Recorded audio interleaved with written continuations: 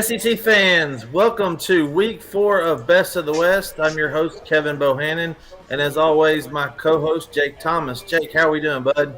Man, excited. It's been a great week, and man, glad to have you back. Thanks for Steven for filling in last week, but the gang's back together, so let's get rolling, brother.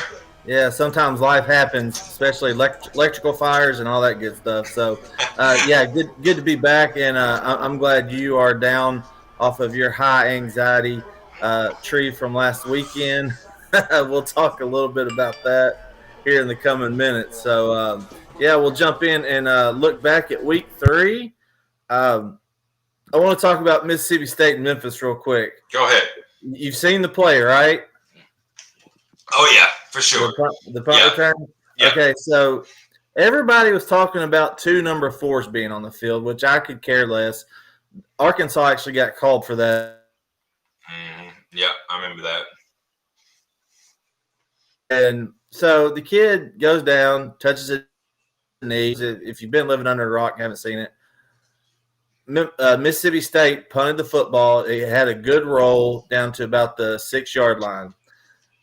The punting team member goes down, touches it with the knee. Memphis State, I still call Memphis State because I live there. And, Memphis picks it up. He takes it 94 yards to the crib.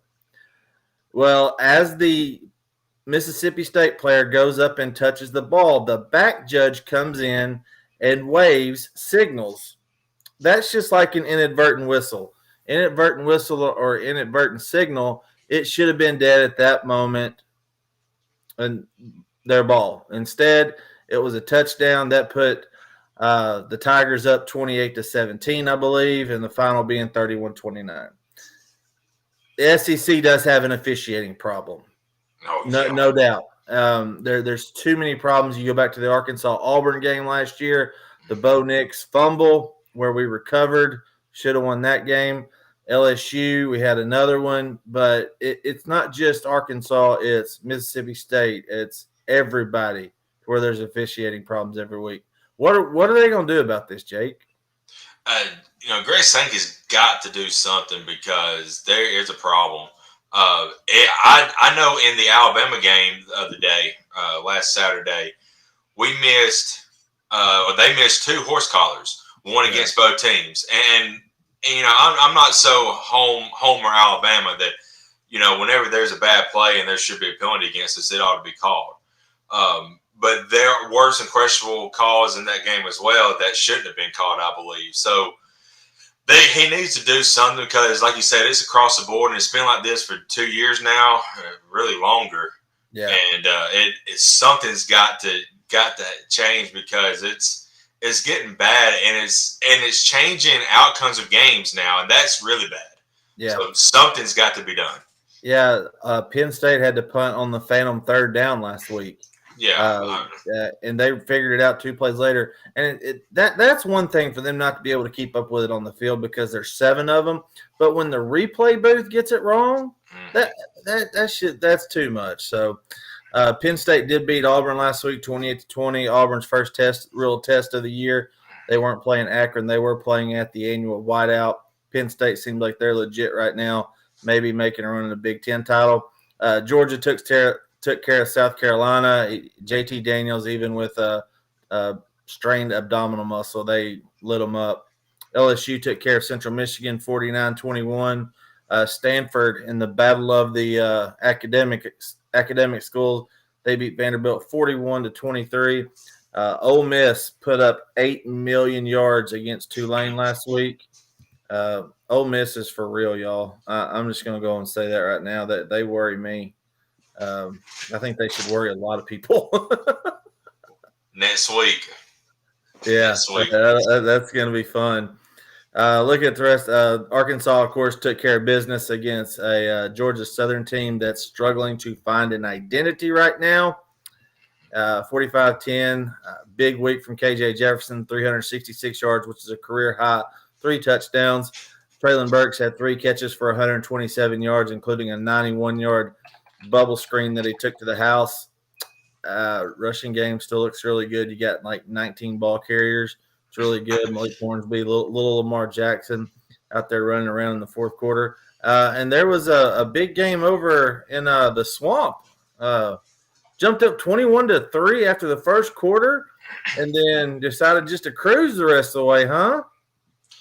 Yeah, and decided to get my blood pressure way up here where it did not need to be. But okay, I've had a few days to look over. I rewatched the game, and I made a comment last night on SEC After Dark with the guys. In hindsight, it was a huge win for Alabama because they won in a very hostile environment against a top 15 team. Mm-hmm. And honestly, like Stacy made the comment on our show Monday night when we did a review of the game. Yeah, he said there wouldn't be another team in college football, maybe besides Georgia, that could have gone in that environment the way Florida was playing and win that game. Yeah, I believe that. Maybe Ole Miss too. Maybe, but Ole Miss's defense kind of still. But overall, it also gives Saban a lot to teach on, and that he needed a game like this, a tough, grit out game. Okay, Mercer, you can't really teach on that because it is what it is. It's Mercer. I mean, Alabama's going to win that 10 out of 10 times. Right. Miami is not showing to be that great of a team now. He needed a tough struggle win, as I call it. He got it here. In the year, yeah. Yeah, he got it. I mean, Florida, maybe I kind of slept on them in the East. I didn't think they was going to be really that good with Emory Jones. And honestly, he killed us on the, with his legs. He didn't really pass much. It's because he's a terrible passer. Right. So, Saban needed that game to get the guys focused, and that's the reason why I think Alabama's going to cover the spread this week. I think you're going to see a more improved team, and it's pretty much hell on wheels going forward. Yeah, it'll be interesting to see. I think, like you said, they needed that game to recalibrate the defense. I think, I don't think they'll allow 258 yards again this year on the ground and 7-8 yards a carry. So look at the rest of the SEC. Of course, Missouri and Tennessee over in the East, they took care of business against SEMO and Tennessee Tech. So they got their lollipops. Missouri 0-1 in the SEC. Of course, Kentucky's 1-0. So let's look ahead to week 4. Not a whole lot going on this week. Really? The Southwest Classic in Arlington has gotten the CBS game of the week. It's Arkansas's first time on CBS since 2017 against TCU. Woo woo. So the Hogs are finally, worthy of getting that game and worthy of getting a little bit of praise. So let's look through the SEC real quick. LSU, Mississippi State. This is 11 o'clock ESPN or 11 o'clock Central on ESPN. This is an interesting game because we don't know if both. This kind of will decide the trajectory of both teams. Do you agree? Oh yeah, absolutely. And I seen on our picks that you both have picked LSU. Yeah. And Corey asked me last night when I was in the chat why I'm picking LSU. To me, Mississippi State terrible. Well, they showed up and showed out against NC State, and then they lose. Yeah, it was a bad call against Memphis, but point is, Max Johnson, I think, is the real deal at quarterback for them. Yeah, I agree. Now there was it did come out today, just maybe an hour or two ago. I saw that kind of has been worried, but Stingley may not play in this game. He's very questionable, is what I saw. So, that might hurt defensively for them because, gosh, they still struggle, on the defense side. But I just think talent-wise, LSU's more talented, has got more players than Mississippi State does at this point. That's why I'm picking LSU. Yeah, I agree. I'm there with you. Looking at Missouri is a 1.5 point favorite at Boston College.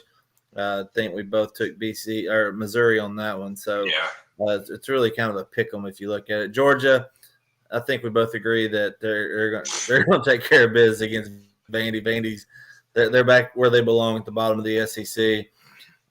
Georgia State and Auburn. Georgia State is not Georgia Southern. Auburn's 27.5-point favorite. I think Auburn proved a lot of people last week, and then they'll go back to their Rudy Poos this week. I think they'll take care of business. Kentucky and South Carolina is really interesting. Looks like across the board, everybody in our network took Kentucky. Talk a little bit about that game. You know, when they come out at 5, I think it's like 5.5. Yeah, I was shocked because, you know, I think talent wise, Kentucky's worlds ahead of South Carolina. But I did see that the last 2 games against these 2 teams at Kentucky has gone to the last possession. I did not know that. Yeah, Chattanooga last week it was 14-13 going up, and Will Levitt came back down to earth after throwing for 8 gajillion yards his first week. Yeah. You know, he threw a couple picks. You can't make mistakes even against FCS schools that they come back to bite you in the rear end. So I think everybody is respecting the job that Shane Beamer is doing right now.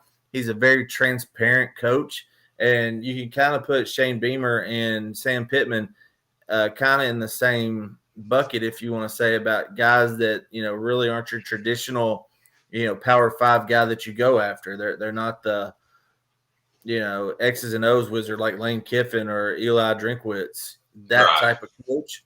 I think Beamer Ball version 2.0 is going to take off there at South Carolina, and he's going to recruit well. So that's going to be an interesting game over in the East this week. Florida's a 3-touchdown favorite against Tennessee. These people are delusional, okay? And I know this is the East, but, you know, we like to go through our picks every week and give our opinion on them. That's all right. It's our show. Right. These people are delusional. Delusional, Jake. Delusional. So they get on Twitter, and Texas fans are like this too. They get on Twitter. We're so far ahead of y'all in football and baseball and blah, blah, blah, blah, blah, blah, blah. And I'm like, oh, my gosh. And I can't even argue with them because you can't argue with somebody that is that far out there, that far gone. Oh, yeah. Way out there. Yeah. It's kind of like how I feel about Auburn fans. Yeah. Is Anthony Richardson going to be back this week? Do we know? I mean, I would. If he can play, he ought to play. I mean, last week, there was video of him during the Alabama game of him doing like backflips and cartwheels, you know, and he still didn't play. So, I mean, my gosh, if you're doing backflips and cartwheels, my gosh, your hip ain't that bad. No kidding. Yeah. Yeah, I still wish I could do a cartwheel at 40 years old, but that ain't happening. I can't do it at 30. Yeah, Alabama 6.5 touchdown favorite. I think they come out with some renewed vigor this week, and Southern Miss is down a little bit off of you know, a few years ago. I think they went like 12-1, won the conference title, and, you know, finished in the top 20. This ain't the same Southern Miss team, but I think Alabama has a good chance to cover this week because I think they're going to work on a few things, especially the run game. Don't you think? Well, Robinson's a game time decision. He's questionable right now. But in all honesty, I made a comment the other night on our show, Tide Talk podcast. But to me, Jason McClellan right now is the next guy to me that's showing that star potential. Oh, no doubt. Be the next Najee. So if Brian Robinson doesn't get to play, you're going to see a lot more of him and Trey Sanders, and you may see Wheaton a little bit this week as well. So, that's good potential. And by the way, my wife said that she put my Alabama socks on at the door, and I just saw them. So I will not change my socks on while my camera is on. Trust me, you do not want to see my feet, people. There you go. So, yeah, I'm interested to see McClellan get some more touch back there, too. I was really impressed that the touchdown reception he had early in the game showed really good feet, really good balance, getting in there for the touchdown. I think he could be one of those next backs for Alabama that really takes off. And the Southwest Classic, Texas A&M is a 5-point favorite versus Arkansas. Whoever Jeb is picked A&M. Everybody else picked Arkansas except for Hank and Alex. So it's pretty split across the board here, which I think that's what Vegas wanted with a 5. It started out at 5.5. It's at 5. I'm torn, because I have a fandom hat, but A&M has a really good defense. Our local sports talk show on the afternoons, Drive Time Sports, which I'm a contributor in here in Little Rock. I go and talk high school and then Razorback baseball, some football. But Chris Turnage, who is a agent, NFL agent, lives here in Little Rock, says A&M's got 16, first, second, third round picks on their team right now, which is not surprising considering how Jimbo Fisher has recruited. We all know that they've recruited 4- and 5-star talent out the yin yang. Okay. Yeah. But here's the deal. Zach Calzada hasn't shown me anything yet. He's not Haynes King. They do have a good running back combo, but Luke Matthews, the star center, he's out. You got a freshman center who's starting. Their O-line is not the greatest in the world right now, but their D-line is. So it could be a low-scoring affair. I think Arkansas can pull it out. We're on a 9-game losing streak to these fools. It's time to put them back in their place. And, we got 2 years left on the contract at Jerry World, but I think Arkansas pulls this one out. All right, here's the thing. Kevin. A&M struggled against Colorado. I know Calzada, whatever. He's come in and was kind of zone. Whatever. I got food on my mind. But anyway, thing about it is they struggled against Colorado. Colorado got rolled by Minnesota last week. Yeah, 30-0. Yeah. Yeah. So, and Jefferson is looking great right now for Arkansas. So I just don't. Yeah, I know the defensive line is probably a little bit better than Arkansas's offensive line, but I don't see how they're going to score against Arkansas, to be honest. So, Pro Football Focus has Arkansas's offensive line. They do a good job. If you go to Pro Football Focus, it's a paid subscription, but they tout their statistics every week. Right. And the Arkansas O-line has graded at 87 over the first 3 weeks. That's tops in the SEC and 10 points better than the next place team. So that's not with bad. That said, I think it's a great point. They do have a great D-line but they're 160 yards a game rushing is what they're giving up. Yeah, they are. It's kind of backwards if you look at their defense because they have one of the top defenses in the land statistically, but 77 yards passing a game. What Colorado wanted to do, they wanted to shorten the game, so they ran the ball on their, exotic reverses and everything that they do. They don't throw the ball down the field very much. Memphis, they're high flying, but they figured they could run the ball quite a bit, which they did last week. Memphis went in that game averaging like 600 yards offense. So I think it's going to come down to special teams at the end of the day, which makes me a little nervous, but hopefully KJ keeps taking that progression. I know we had a comment on our chat, QB run will decide this game. Oh, yeah. Good point. Jefferson. Yeah, I think we'll have more designed runs. And I think you'll see more of the playbook come out. The first 3 weeks, we've been really vanilla. You've seen some gap scheme. We ran that a little bit more last week against Georgia Southern and showed that where we're pulling the backside guard and tackle. Dominic Johnson popped off a 48-yard run. And then the first touchdown of the game, Traylon Smith, it looked like the great Red Sea opened up, and he took it in for 13 yards out untouched. So playmakers abound. I think Arkansas does have some more playmakers right now than Texas A&M. So I agree. It's going to be really interesting to see. So I want to ask you something, Kevin. Yeah. The next couple weeks is murder's row for you guys. No doubt. You have A&M, Georgia, Ole Miss, and Auburn. Realistically, what do you think they can pull out? Realistically, if we get out of it 2-2, that's a win. I think so too. Yeah, I think you have a chance this weekend, of course. Right. And then I don't think we win at Georgia. That's just not going to happen. And then you hope to split Ole Miss or Auburn. And, right now you would say Auburn is that, even though we beat Ole Miss last year, but it's not the same Ole Miss team. It'll be interesting to see what happens. The good thing is Next weekend, Alabama and Ole Miss play, so we kind of get Ole Miss on the back end of that. Maybe something happens. I'm not wishing anybody's hurt, beat up, but a little bit more tired than what they usually are. I would take that. Sorry, Steven. Yeah, So go ahead. yeah, next year we won't have that stretch. I think the worst we have is A&M and Texas back to, or A&M and Alabama back to back. So it's been tough the last 2 years to go through this type of schedule. I mean, it's just ridiculous.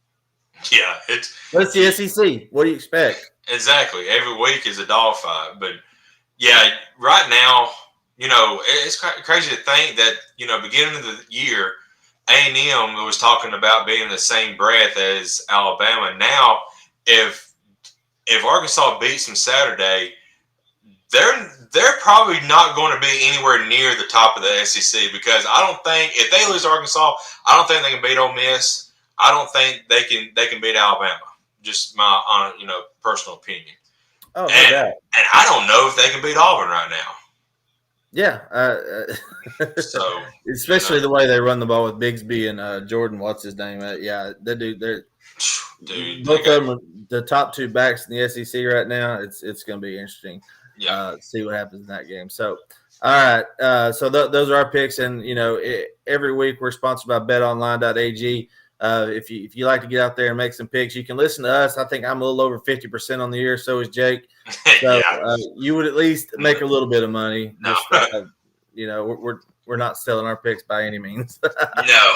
So you reposted something the other day, and it really got me. And we were talking about Tennessee and how their fans react. And I still, not back in 1996, back when Spurrier in his fun and gun offense, you had Ike Hilliard, Jaquez Green, Chris Doering was catching passes from Danny Werfel. Of course, Chris Doering is a analyst for SEC Network right now, and he had a take that really irritated the hell out of me, because Alabama's the top-ranked team in the nation. They came in number one. Did they play? Have they played up to their potential? No, but he was on, and I forget his partner that he was on with. They Peter Burns, I believe. Yeah, Pete Burns. Mm-hmm. He said, "You're a clown if you think Alabama is elite right now." That's the most ridiculous thing ever to say for the top team in the nation. If Alabama's not elite, then nobody else is. The bottom line. Ohio State got beat by Oregon. Does that make Oregon elite? Well, they're up there right now, okay? We'll put it up there. Clemson got beat by Georgia. Georgia did not score an offensive touchdown that game. Mm-hmm. Georgia struggled a little bit, but they bounced back against South Carolina and whoever they played after that. So to say Alabama's not elite, it just blows my mind. How can you get paid bukus of money every week and have a take like that? Yeah, and it's what we call it as Alabama fans is Bama fatigue. Yeah, because we hear this all the time, and it's a joke. And I was pretty clear on it. I think he's a clown for what he said. Like it sounds like you're in the same boat with me, because I mean, like I commented to you the other day when you retweeted that. Alabama is elite until proven otherwise. Until somebody comes in and beats them, then they're still the top dog around college football. Now, I'm not saying. I mean, Ole Miss could definitely beat us next week. Yeah. But I mean, Clemson was top dog a few years ago when they beat us in the national championship game. Yeah, so it's true. So but you can have more than one elite team, and exactly. R.J. Young with the number one show on Fox, he does his tiers every week, and I think he had Arkansas and Clemson on the same tier after we beat Texas. Are we on the same level with Clemson? No.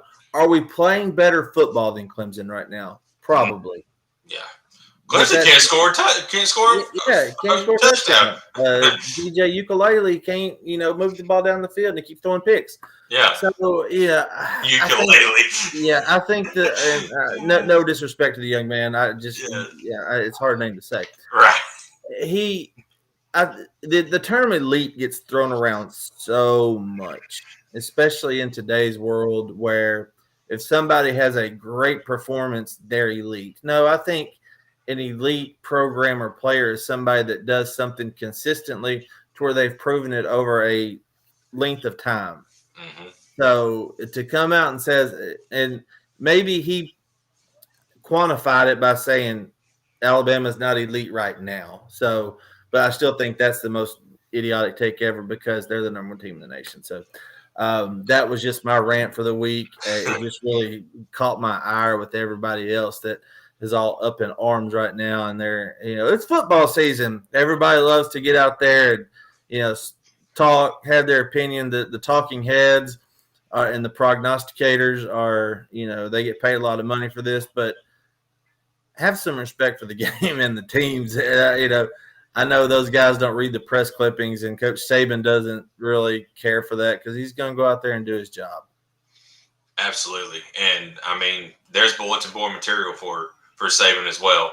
I mean, he can take that clip and say, "All right, guys, people don't think you're elite. Now, what are you going to do about it? Yeah, are you going to keep playing mediocre like you have all year? Are you going to go out there and prove that you are the top dog like you have been?